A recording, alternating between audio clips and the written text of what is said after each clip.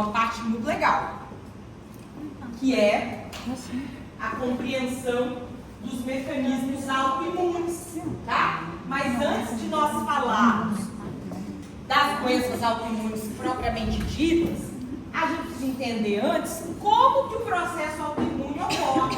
Por que um indivíduo ele desenvolve a autoimunidade, certo? Nós precisamos entender como que isso acontece. Aí depois que a gente ter essa compreensão, aí a gente começa as nossas aulas específicas de doenças autoimunes, a gente entender clinicamente. Mas hoje, o nosso objetivo é entender como a autoimunidade acontece dentro do nosso organismo, tá certo? E, né, já tá no inglês, tá, meus amigos? E nesse sentido, a gente precisa partir do princípio básico, que é o quê? Compreender que todo o processo de resposta imune, ele depende... Não, eu boto o analógico. Não, se eu for colocar, pode? Ah, é o microfone, a gente tá dando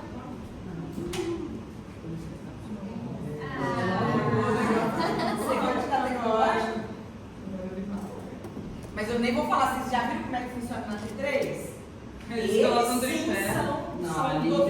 Ficou um tripé bem no meio assim da sala, apontando pra mim assim, e bota o microfone na lapela igual o Luiz fez, só que tem um tripézão assim, ó, por cima. Aí eu falei assim, ó, começar a gravar com o drone. Vocês não podem entrar nessas disputas, gente. Aí eu falei assim, vai gravar, mas edita quando eu xingar. Daí eu xingo, aí você não edita, e vou ficar ruim. A gente ri demais depois desse chamado. É, eu lá xingando, porque já teve vez, viu? Teve uma vez que ele nacional. Não vai acontecer. Quem foi o filho de uma égua que fez isso? Levou lá na Josiana. Ela xinga muito.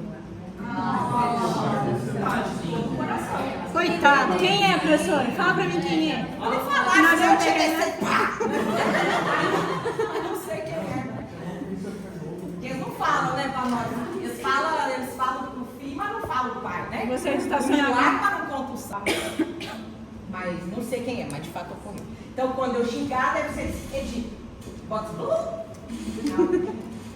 fato é que, voltando, temos que considerar que todo o processo de resposta imune, ele se baseia em entendermos que o nosso sistema imunológico é capaz de identificar o próprio e não próprio. Lembra que a gente falou isso na aula 1?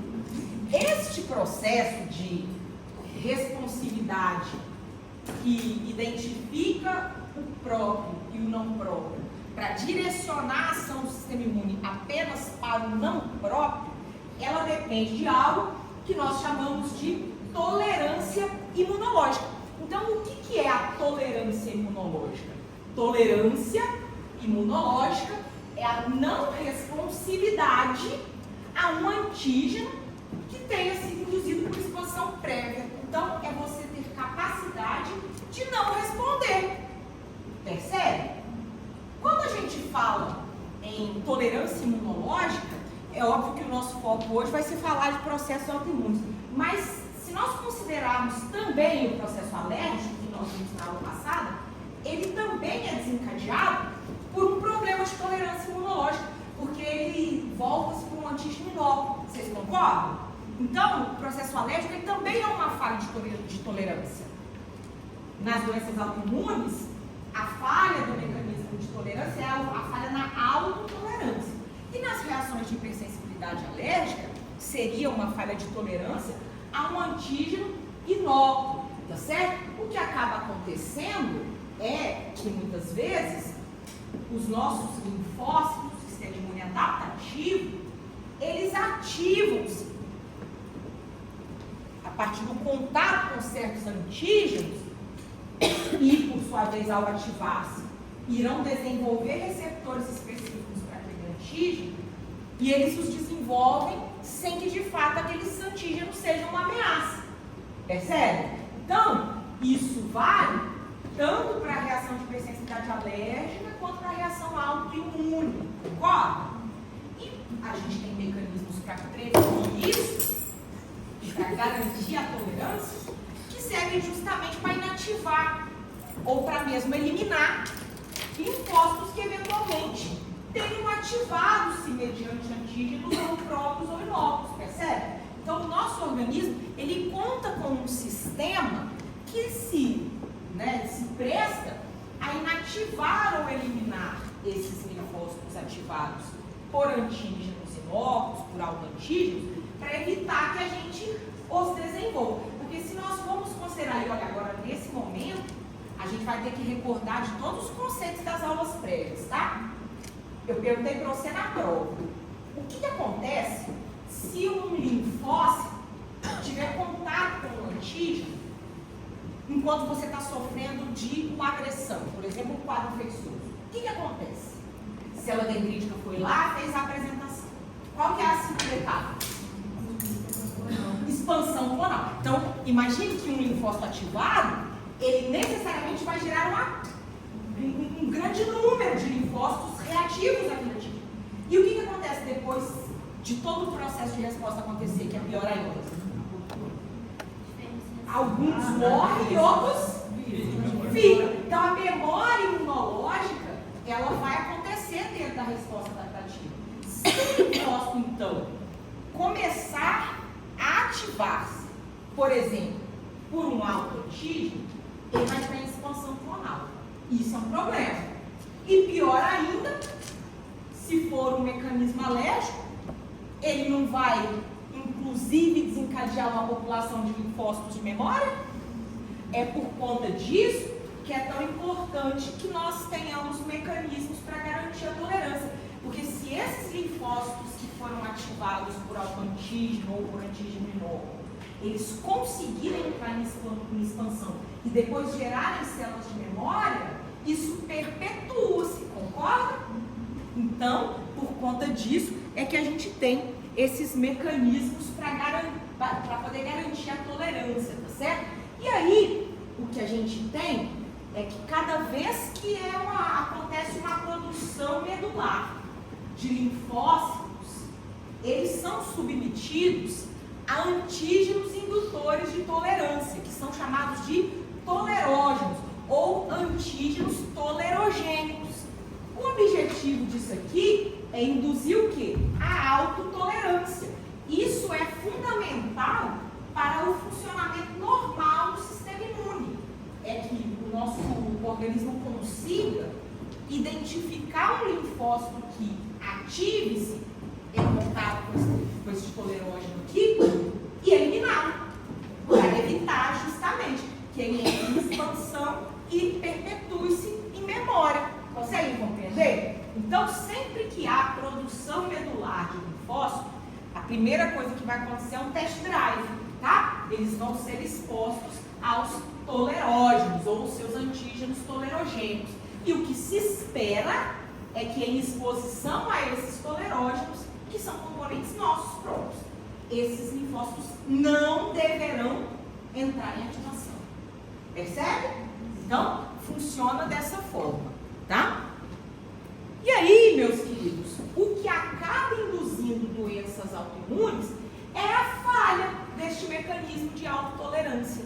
Então, em algum momento, acabou de ser produzida uma nova população linfocitária, e essa população linfocitária, ao ser submetida a um tolerógeno, por alguma razão, ativou-se.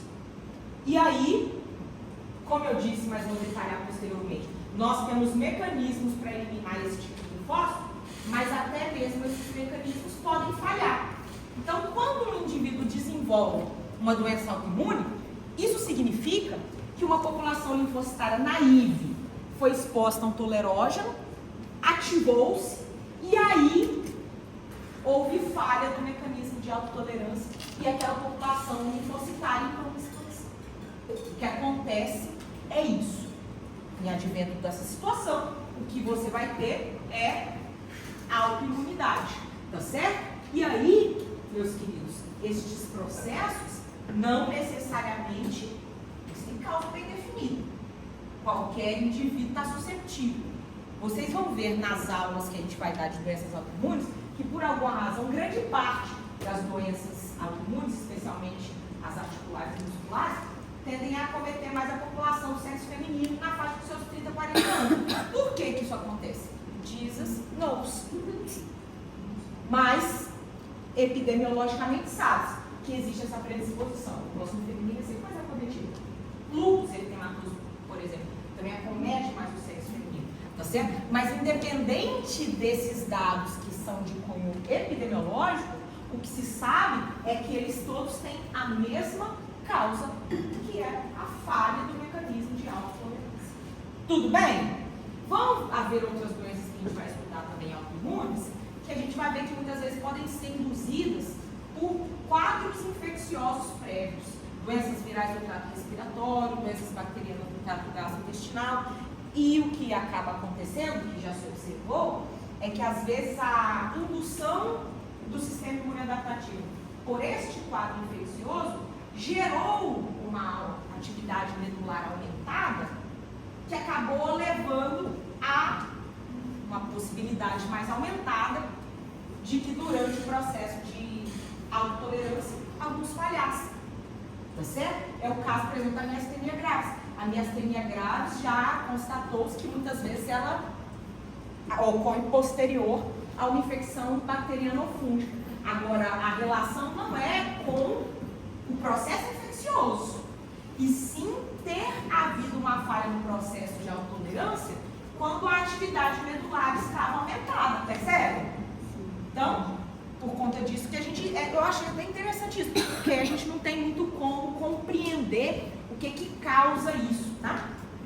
Eu já ouvi falar, mas só para a gente ter uma ideia. Vitiligo também, nessa mesma situação da miastenia, pessoas que passam por situações de estresse, de luto, alguma coisa assim, uma infecção grave acabam desenvolvendo. Mas, pois é, não tem correlação, né? Vitiligo não sei, mas é como eu disse, sabe, o que é interessante a gente pensar é que é uma questão que pode até ter correlação a nível epidemiológico.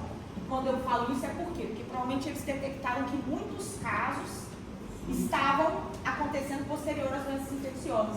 Mas isso não quer dizer que existe uma correlação específica com a doença infecciosa. O que entende-se é o quê? Foi a atividade medular aumentada, a quantidade de linfócito na ilha foi muito aumentada, e aí o mecanismo de autotolerância tem mais chances de falhar se nós estivermos tratando com a grande população linfocitária. Percebe?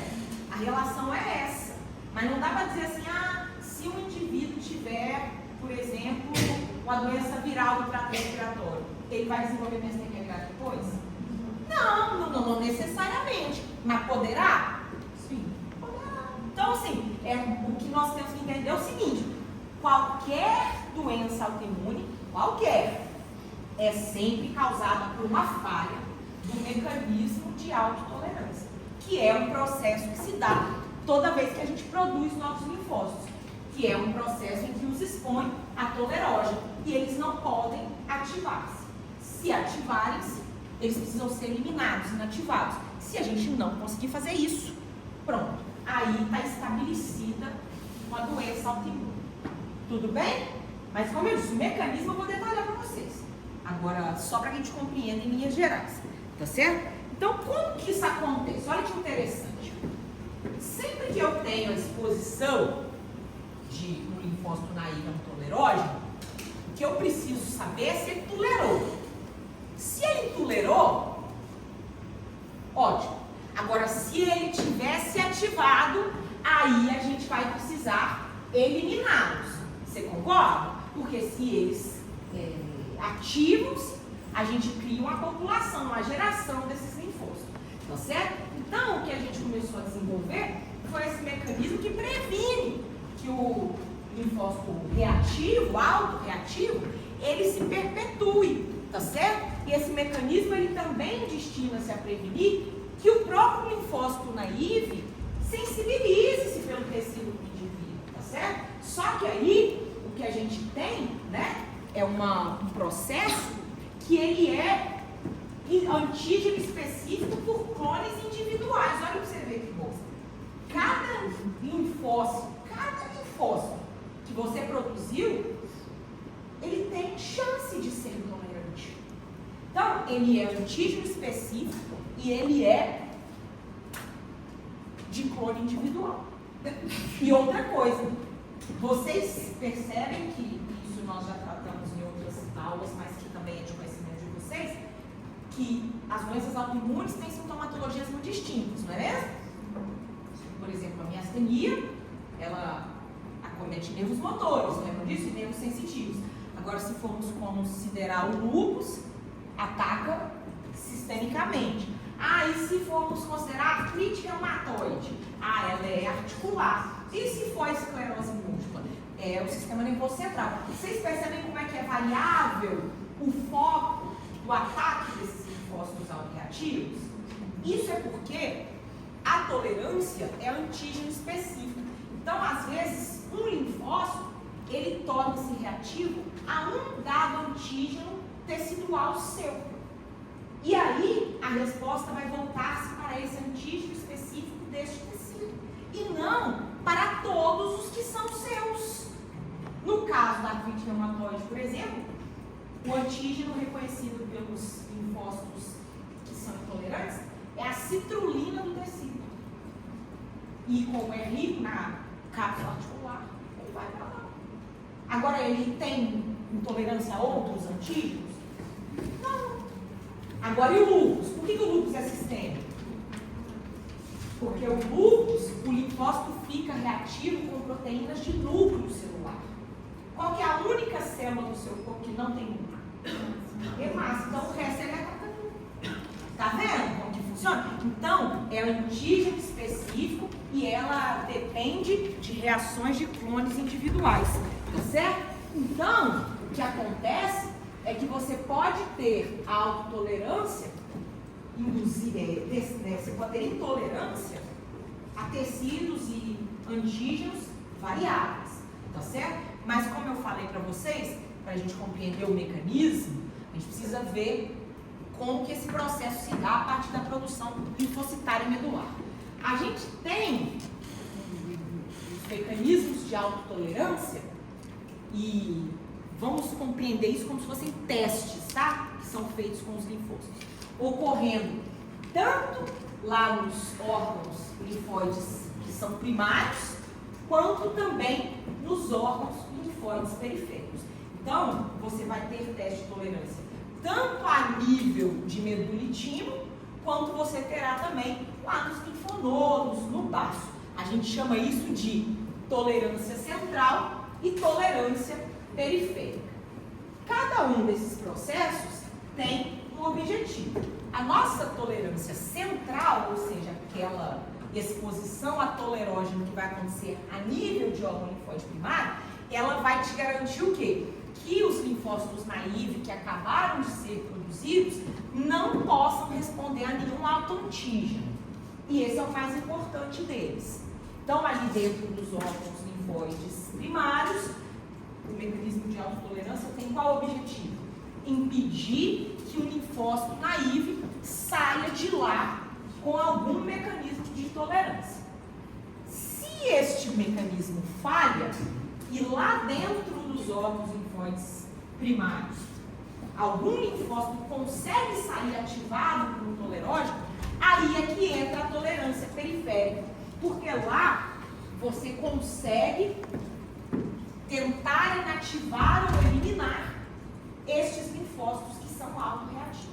Tudo bem? É como se fosse uma tentativa dos seus órgãos linfóides e das suas células do sistema imune de fazer uma dupla checagem desses linfócitos naivos. Isso está claro? Sim ou não? Então, olha o que vai acontecer. Você tem ali o seu precursor medular linfóide, que pode transformar-se tanto em linfócito T quanto em linfócito B. Concorda? Nesse momento aqui, ó, ele vai passar pelo primeiro teste de tolerância. Ó, ele vai ser exposto a um tolerógeno. Aqui dentro, se este linfócito aqui ativar-se, três coisas podem acontecer com ele. Então, ó, linfócito acabou de reconhecer um autoantígeno e ativou-se. Ele pode entrar em apoptose por conta dos linfócitos reguladores que estão lá dentro dos órgãos linfóides primários. Ele pode ainda, se caso ele seja um linfócito B, sofrer de uma mudança de receptor, porque da mesma forma que a gente consegue mudar a produção de imunoglobulinas em classes pelo mesmo linfócito B, a gente também consegue alterar a natureza do receptor de membrana dele, tá? Mas isso só vale no linfócito B. Então, se o linfócito B tiver uma intolerância, ainda há chance de promover a mudança desses receptores. Ou ainda, o que é mais maneirinho, ele pode ser induzido a desenvolver-se numa célula reguladora. Isso só acontece com linfócitos T.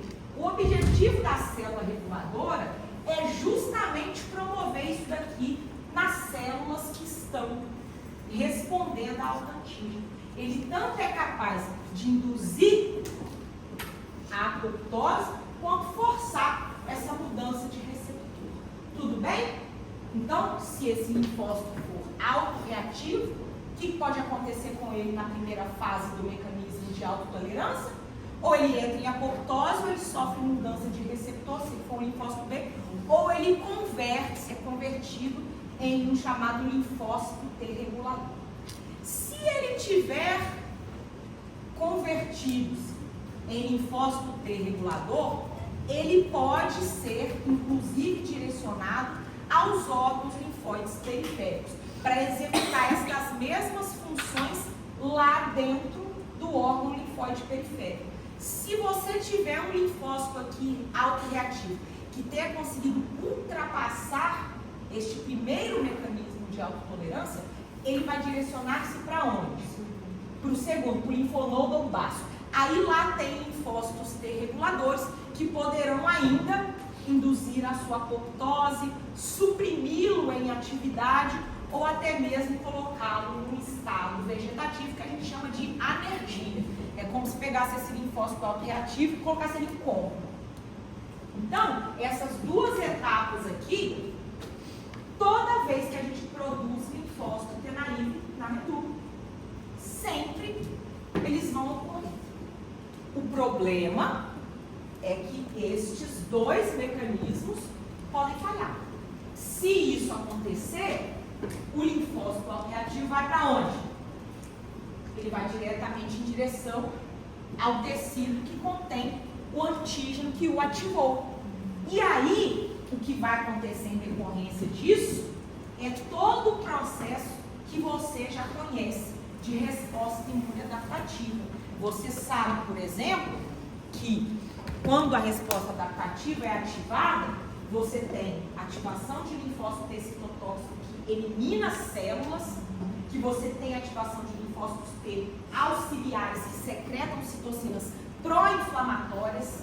Essas citocinas pró-inflamatórias secretadas por linfócitos T auxiliares ativam macrófagos.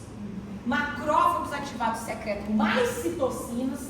Citocinas induzem processos inflamatórios. Processos inflamatórios causam lesões teciduais extensas quando não são bem regulados.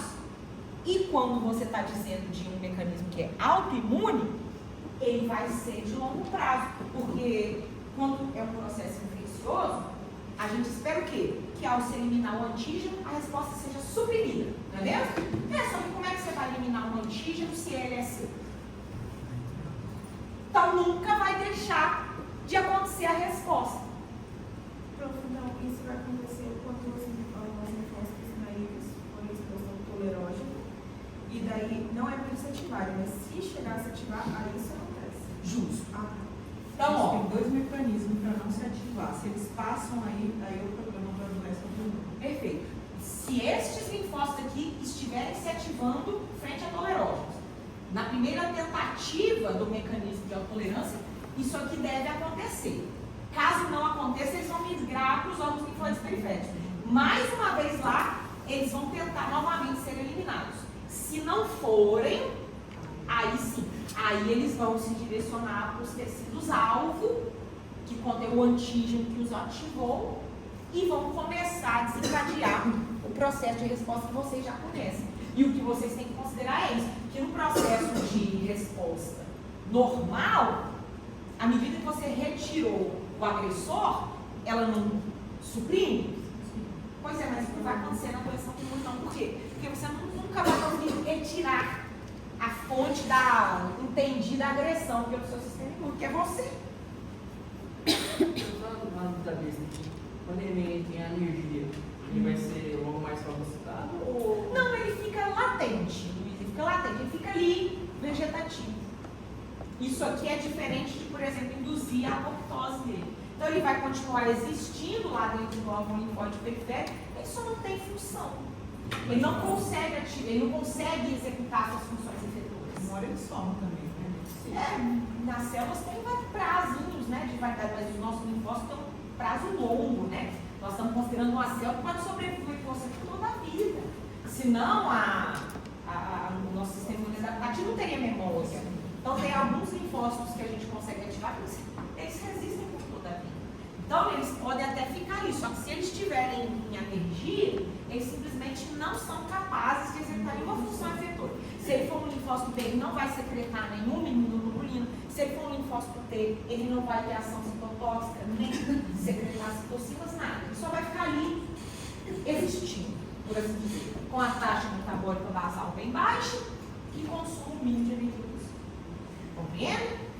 Mas aí, como eu falei para vocês, isso é um processo que ele serve para poder prevenir a perpetuação de linfócitos autoreativos. Mas esse processo pode falhar, induzindo uma reação de hipersensibilidade, não é mesmo? E aí, o que a gente vê, infecções microbianas, se eles estiverem direcionados ao nosso organismo, eles causam lesão tecidual extensa e doença. Na verdade, em se compreender os mecanismos de resposta adaptativa, até mesmo em quadros infecciosos, a gente já sabe que eles causam dano tecidual, né? O dano mediado por leucócito pode induzir necrose tecidual. Agora, imagine se isso estivesse direcionando para o seu próprio tecido, né? A gente vai ter que considerar a ação citotóxica de linfócito e extensas ações pró-inflamatórias que são induzidas tanto pelos linfócitos T auxiliares quanto pelos macrófagos ativados pelos linfócitos T auxiliares. Quem mais que entra no meio desse vigor? Linfócitos B ativos secretam imunoglobulinas, têm capacidade de ativar quem no sistema imuninato, que é o demônio? Complemento, né? O sistema do complemento altamente pró-inflamatório. Então, isso vira uma rave. Imagine contra você mesmo. Toda a sua população celular, tanto do sistema imune adaptativo quanto do sistema imuninato, juntamente as proteínas solúveis, se direcionando a atacar o seu próprio tecido. Isso que vai acontecer. E isso aqui é o que desencadeia, que a gente chama de distúrbio de hipersensibilidade. Tá certo?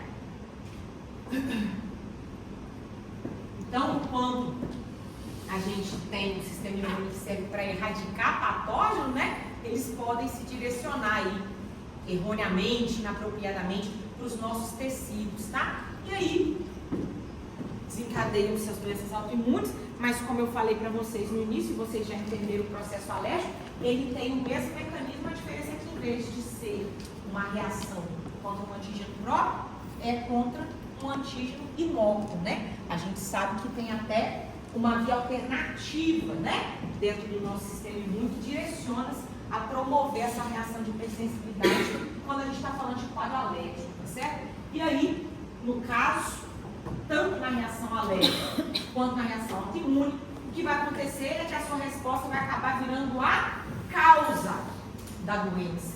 Agora você tem resposta sendo a causa da doença, né? E aí o que pode causar, né, as doenças de hipersensibilidade? Bom, primeiro a autoimunidade, né? Que é quando você tem reação contra autoantígeno. Isso aí, né, vai resultar em populações de linfócitos, tanto T quanto B, que são reativas aos tecidos do seu próprio organismo. E por que essa doença é crônica? Porque, como eu disse, não há meios de você remover o agente que está promovendo a ativação linfocitária. Então, a doença autoimune, ela é, por sua natureza, crônica, tá certo? E dado a extensão do dano, geralmente é debilitante e, principalmente, ela é uma doença e segue curso, segue evolução contínua, tá certo? O grande problema das doenças autoimunes é que você tem um indivíduo que ele vai seguindo um curso crônico e por toda a vida. Mas você vai ter um comentário se lesionado? Que é, sim, o dinossauro é um problema seríssimo. Tá certo? Por exemplo, vou te dar um exemplo aqui que eu gosto muito da crítica macroide. Quando inicia-se o processo inflamatório dentro das cápsulas articulares, você já sabe o que acontece, necrose, né? Então vai necrosar a cartilagem, vai necrosar o conjuntivo da cápsula articular, vai necrosar tudo. Aí o que vai acontecer? Reparo. Aí sabe o que acaba acontecendo no indivíduo que tem casos graves, avançados de artrite reumatoide? O processo de fibrosamento, se somando com o choque direto ósseo dentro da articulação, ele acaba gerando uma fusão óssea que tira os movimentos do indivíduo. Fica com a articulação soldada, por assim dizer. Tá certo? Isso acontece na espondilite anquilosante. Junta um processo de fusão óssea associado a um extenso fibrosamento. Então sempre vai ocorrer reparo, porque você está entrando no mecanismo de resposta crônica. O problema é que a gente sabe que tanto o dano tecidual quanto a substituição do tecido com fibrose são muito danosos, porque eles desfuncionalizam o tecido, né? E aí, o mais interessante, isso aqui é maneiro, quando nós vamos falar de diagnóstico, vocês vão ver como é que é complicado a vida de você diagnosticar uma parada dessa. Porque você nunca pensa e você vai se deparar com quadros que têm sintomatologias extremamente distintas, bizarras, que não dá para entender por quê. O paciente chega você, ele tem lúpus eritematoso sistêmico não diagnosticado, ele tem uma doença dérmica, urticária e ao mesmo tempo falência renal crônica. Você vai associar isso?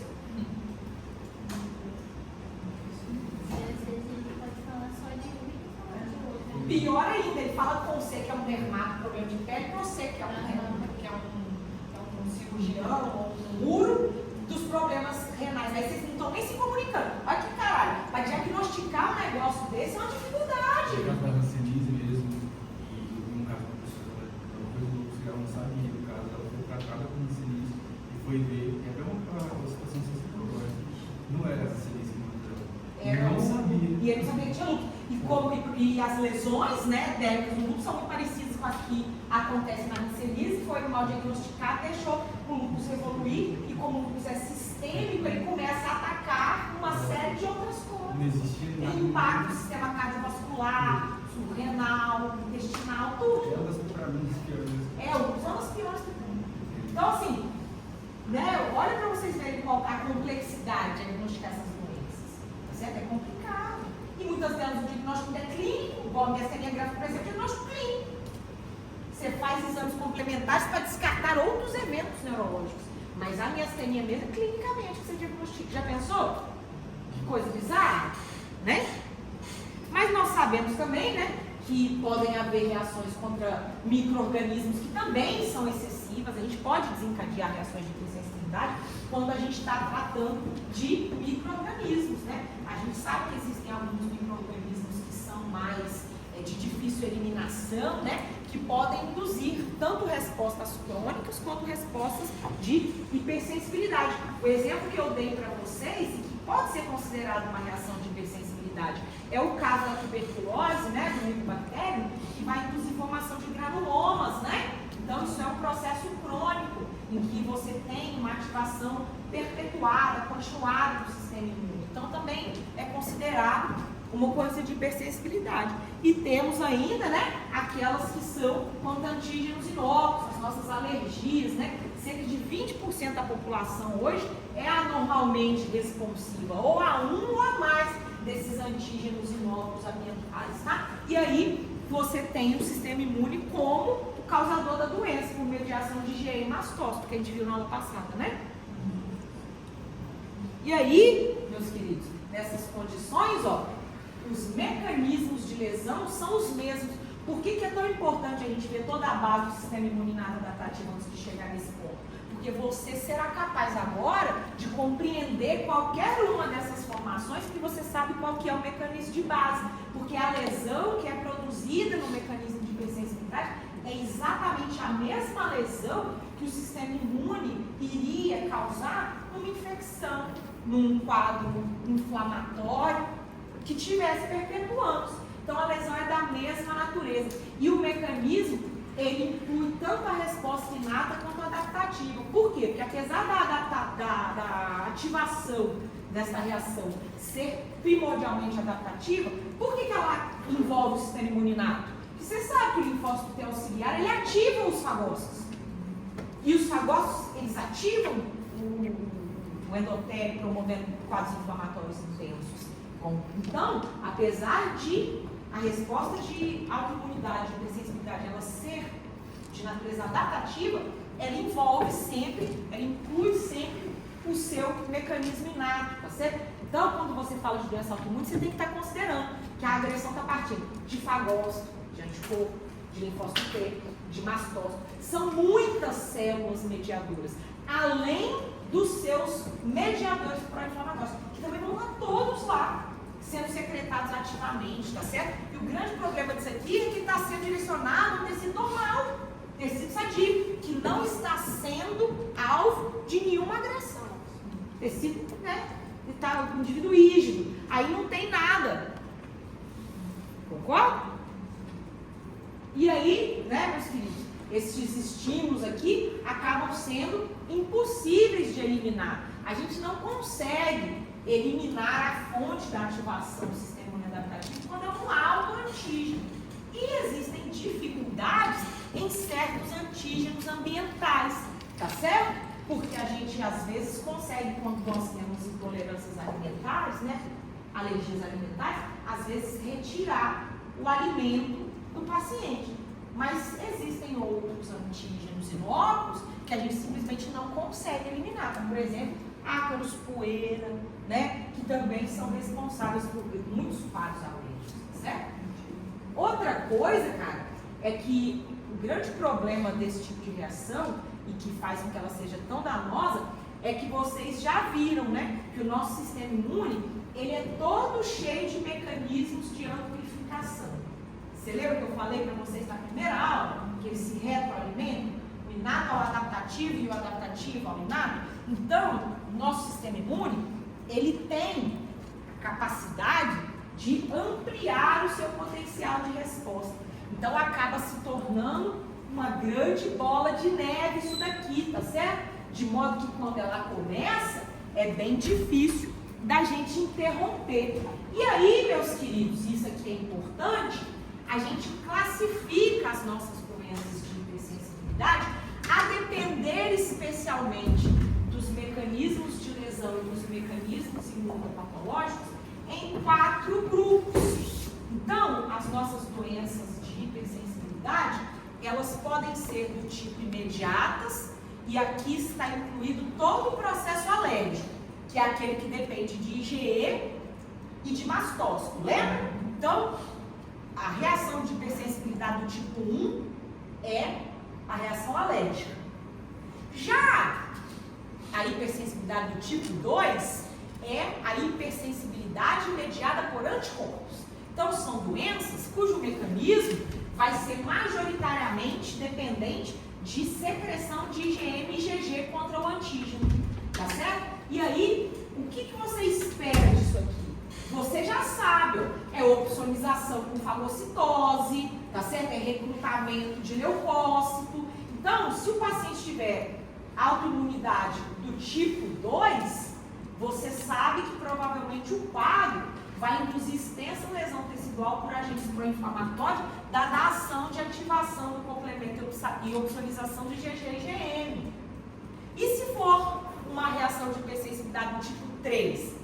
Essa é mais maneira ainda. Ela também é dependente de anticorpos, mas nas doenças autoimunes do tipo 3, esses anticorpos formam imunocomplexos. Eles começam a se agregar e eles se acumulam em áreas de vascularização de menor calibre.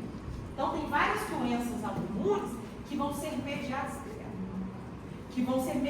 pela formação de imunocomplexos de anticorpos. E, por fim, a gente ainda vai ter mecanismo de hipersensibilidade do tipo 4, que são doenças autoimunes em que a ativação é majoritariamente de células T. Então, você tem duas reações de hipersensibilidade que dependem mais de linfócito B e de imunoglobulina, e uma que depende mais de linfócito T. Tudo bem? E como você compreende os mecanismos efetores dessas células e dessas proteínas, você consegue perceber o que esperar deste quadro a nível clínico, a depender se é uma doença do tipo 4, 3, 2, percebe? Elas vão apresentar características diferentes no paciente, a depender de qual é o mecanismo imunopatológico. Então, sempre que a gente estiver trabalhando uma doença autoimune, eu vou falar com você, ó, essa doença aqui, por exemplo, ela é mediada por citocina secretada por linfócito T majoritariamente. Ou, essa é uma doença mediada por formação de imunocomplexo. Tá vendo? Então, vai depender da classe de células que são mais ativadas dentro deste processo de hipersensibilidade, percebe? Que varia. Que delícia, Luiz. Você é cappuccino isso?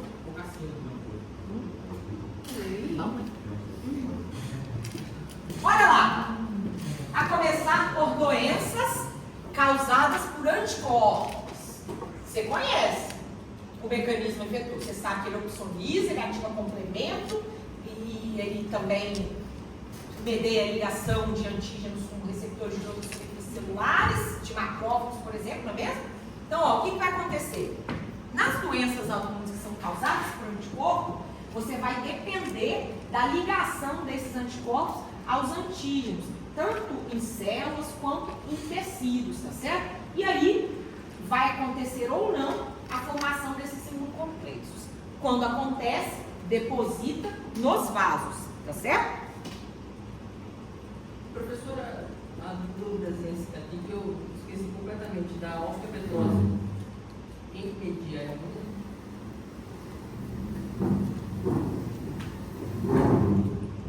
Mas a osteopetrose vai ser hereditária.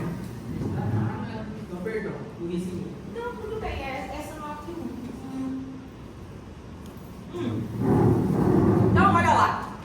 Você vai ter anticorpos, então, que são produzidos contra antígenos celulares, tá certo? E aí, a doença vai afetar naturalmente aquele tecido ao qual esses anticorpos conseguem se ligar de maneira específica, tá certo? De modo que, geralmente, quando as doenças são do tipo mediada por anticorpo, elas tendem a não ser sistêmicas.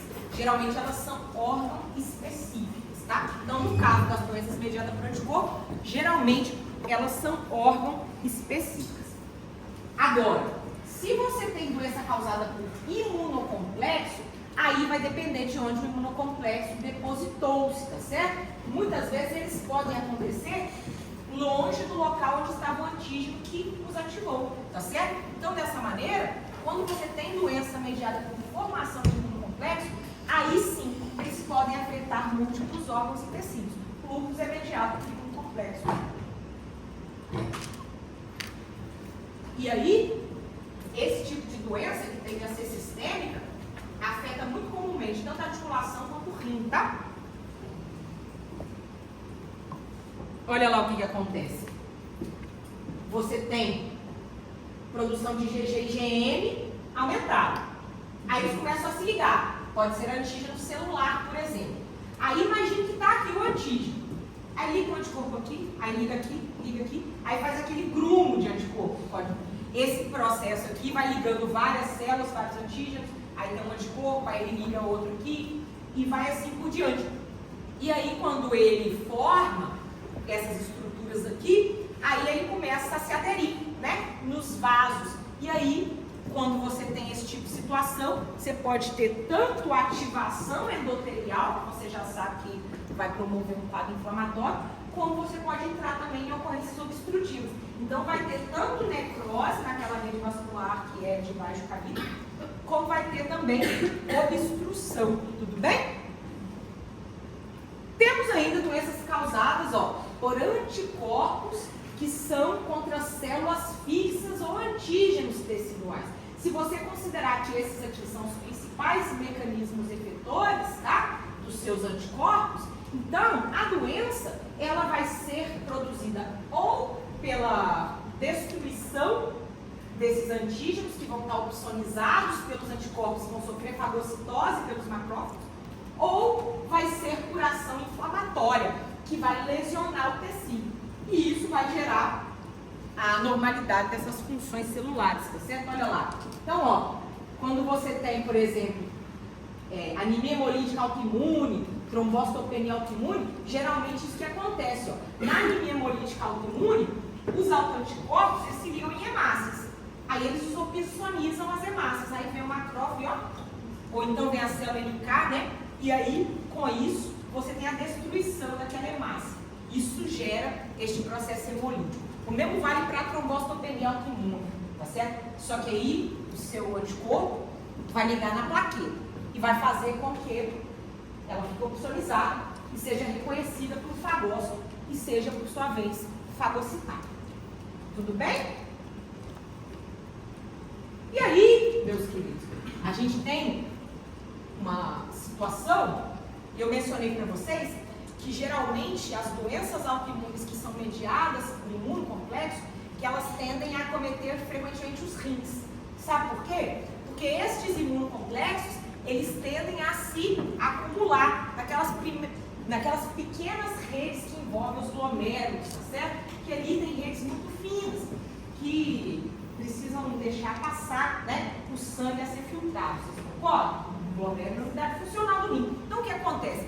Esses anticorpos começam a formar um monte de aglomerados, eles começam a se aderir lá dentro da rede vascular dos glomérulos, que aí eles induzem quadros de glomerulonefrite, que é o quê?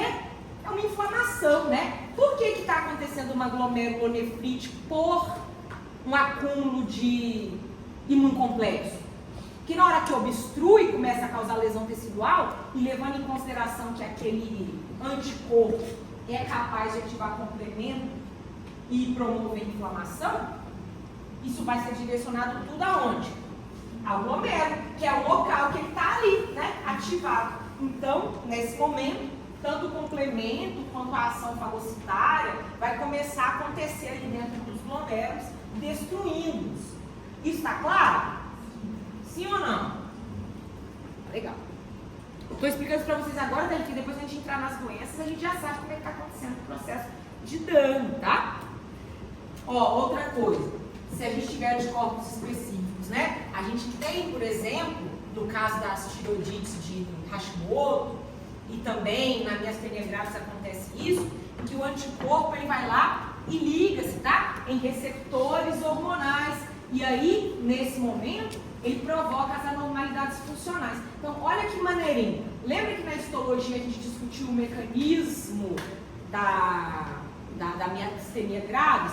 Por que ela promovia aquelas alterações de nível motor? Vocês lembram disso na ISO? Que eu falei para vocês que lá na fenda sináptica ia ter uma redução dos receptores de acetilcolina, e aí isso ia também acompanhar uma degradação da área pós-sináptica, que ia ficando mais estreita. Lembram disso?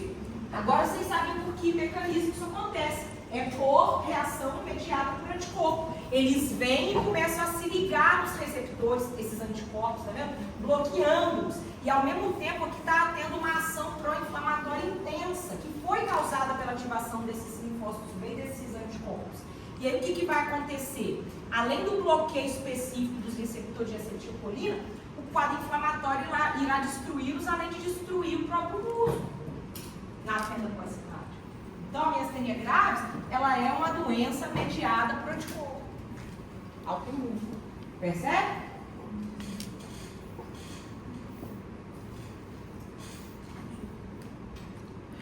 Olha lá sobre as doenças que são mediadas por imunocomplexo, né? Eu tenho que considerar que eu vou ter um imunocomplexo, tá certo? E que ele vai se aderir, tá certo? Eles ficam ligando-se a vários antígenos ao mesmo tempo e aí formando essas estruturas que são de fácil aglomeração.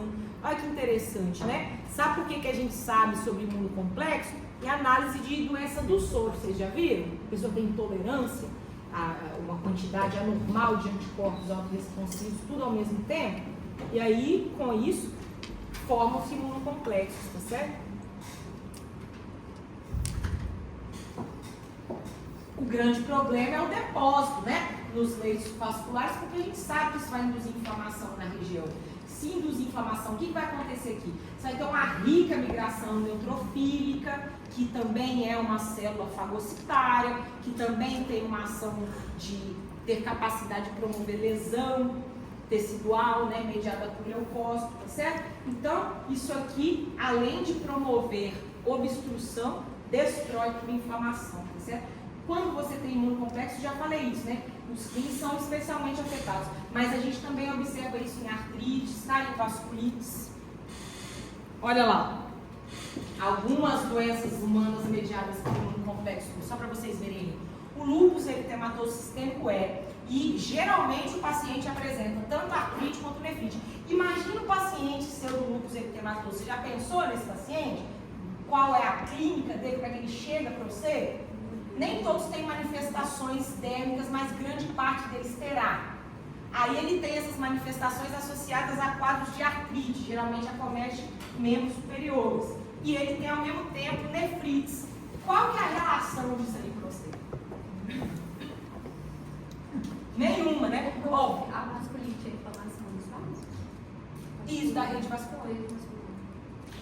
Aí, olha lá, tem ainda a poliarterite nodosa, glomerulonefrite pós-estreptocócica. Nesse caso aqui, geralmente ela é induzida por infecções estreptocócicas. Prof. Aqui, ó. Seu telefone. Obrigada, Clarice.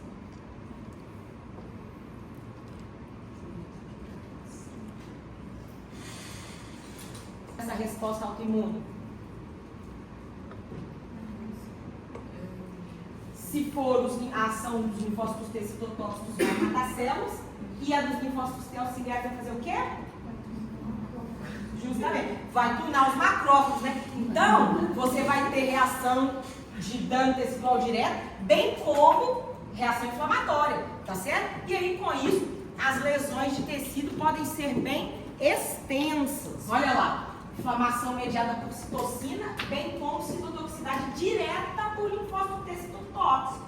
Isso aí tá claro? Então, uma doença autoimune que é mediada por linfócito T, o dano tecidual, ele tanto vai acontecer por ação direta do linfócito T citotóxico, como ele também vai ocorrer por inflamação mediada por citocinas, que são secretadas pelo linfócito T auxiliar. Pode crer? Olha lá, por essa razão existe toda uma gama de doenças autoimunes que a gente diz que são mediadas por citocina.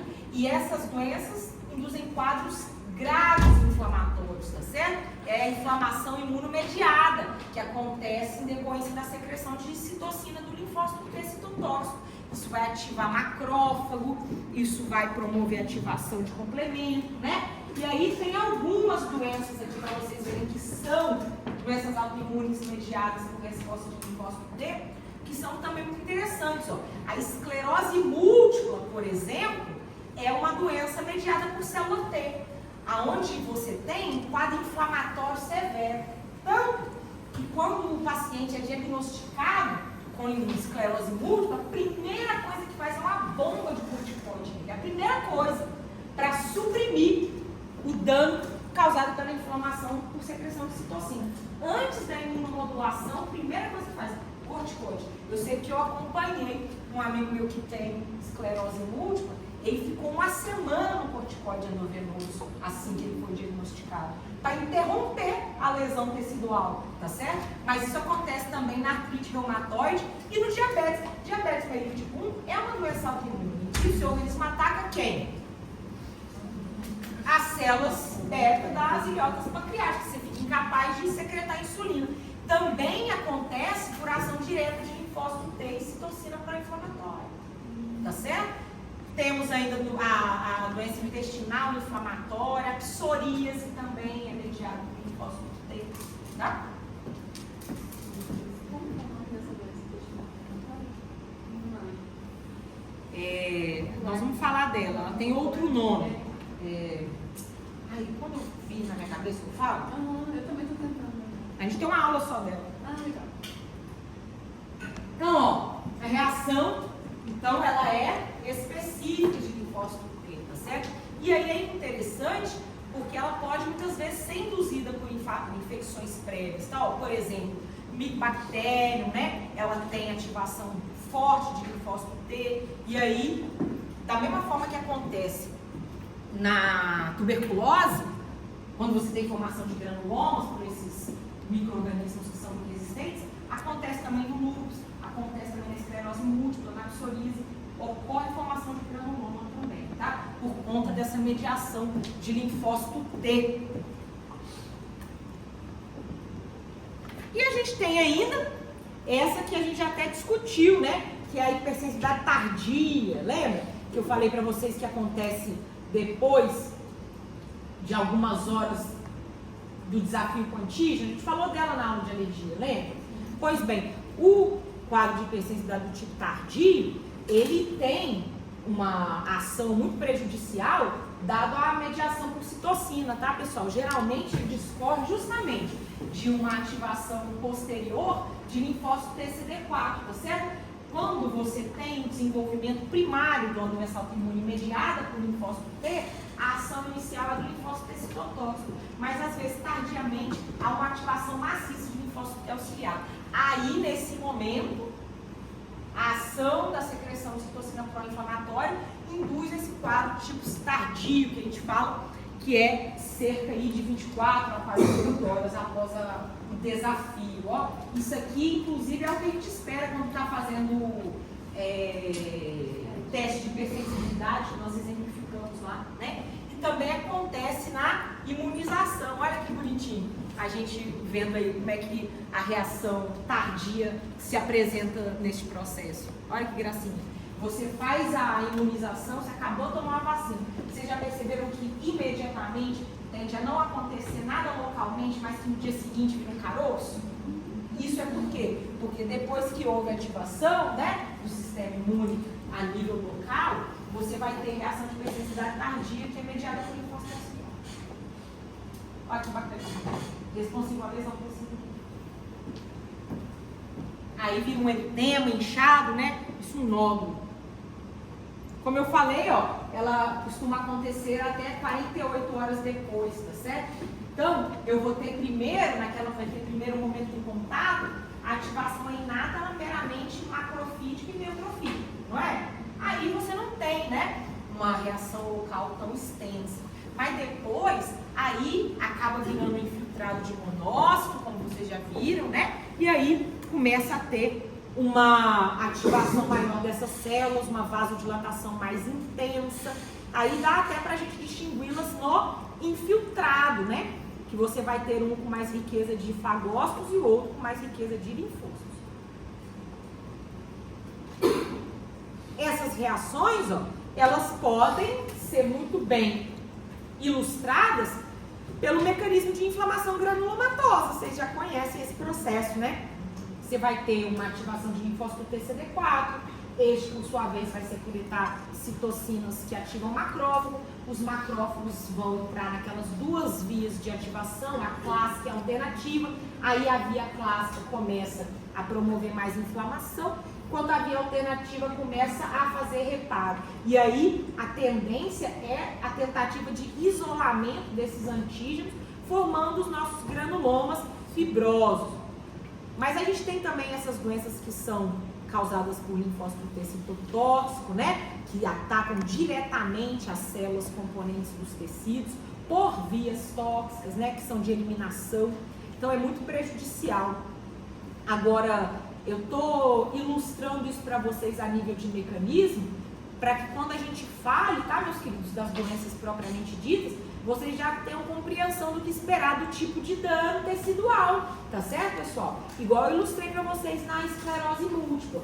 Agora vocês sabem, ela é mediada por linfócito, então é extremamente pró-inflamatória, né? E aí, o que vocês imaginam que possa ser direcionado para um indivíduo com esse tipo de situação a nível terapêutico?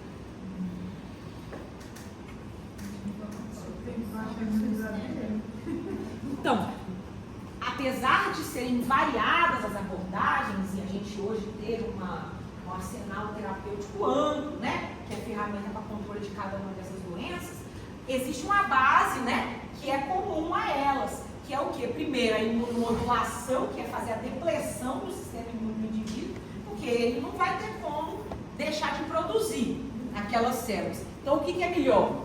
Ele ficar arriscado a pegar uma gripe ou ele se matar contra o sistema imune dele, né? Então, o que tem que fazer? Baixa a imunidade depleta. Então, drogas imunossupressoras, tá certo? E as outras drogas que são específicas, muitas vezes tendem a direcionar-se, isso é interessante, a inativação de certos grupos de citocinas que são mais frequentemente secretados nessa ou naquela doença autoimune. Então, na esclerose múltipla, por exemplo, tem uma terapêutica que se direciona especificamente a uma citocina. Agora, outra coisa também é, naturalmente, que fazer uma terapêutica do controle da inflamação, fazer um corticoide. Isso geralmente também acompanha todos. Então, o corticoide e a imunomodulação geralmente são comuns. Agora, a depender de quais são as citocinas mais abundantemente secretadas dentro daquele processo, existem algumas drogas que as inativam de maneira específica, tá certo? Então, a gente vai ter, por exemplo, ó, a gente tem bloqueadores de interleucina 1, de interleucina 6, de fator de necrose tumoral. Esses são todos bloqueadores de inflamação. Existem outros, ó, que bloqueiam a inflamação por ação de inativação de interleucina 17, de interleucina 2. E olha essa que interessante, ó.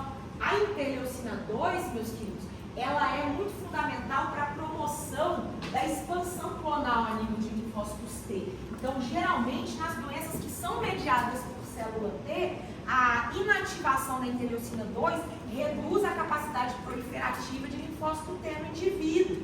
Olha que maneirinho, né? Ó, outros mecanismos, né, que também são utilizados para diminuir a expansão, a proliferação. É a inativação da calcineurina, tá? Que é uma enzima necessária para promover a ativação. Então, assim, esses moduladores específicos são muito interessantes, tá certo? Mas, como eu falei, vai variar, tá certo? Vai variar a nível de qual que é o alvo, a depender de qualquer doença autoimune, tá certo, pessoal? E aí, a gente tem vários exemplos, ó, desses inibidores, esses antagonistas de citocinas, ó. Tem aquelas que inibem fator de necrose tumoral, que aplicam-se a indivíduos com artrite reumatoide, psoríase, doença intestinal inflamatória. Então, nesses 3 exemplos que eu te dei, tem secreção abundante de fator de necrose tumoral. Então, usa inibidor dele. E ele impede, inclusive, a migração leucocitária. Então, a função de inibir o fator de necrose tumoral nessas doenças é inibir a migração leucocitária. Outra coisa, a inibição da interleucina 1 também inibe a migração leucocitária. O de interleucina 6 já diminui a resposta a anticorpos e inibe o quadro inflamatório. A de interleucina 17, ó, ele também inibe recrutamento. Olha para vocês verem, são muitas, né? Alguns desses imunomoduladores são utilizados tanto para doença autoimune, como também são utilizados para indivíduos pós-transplante. Que o indivíduo transplantado também tem que imunomodular, né? Então, muitos desses fármacos aqui também se aplicam ao pós-transplante para promover a imunomodulação. O que vocês acham? Muita diversão? Você ficou aterrorizado? Não. Então, tá bom. Outra doença que eu tentei lembrar é diverticulite. Não, agora essa aqui que eu lembrei, Crohn. Pronto. Tá? A doença de Crohn.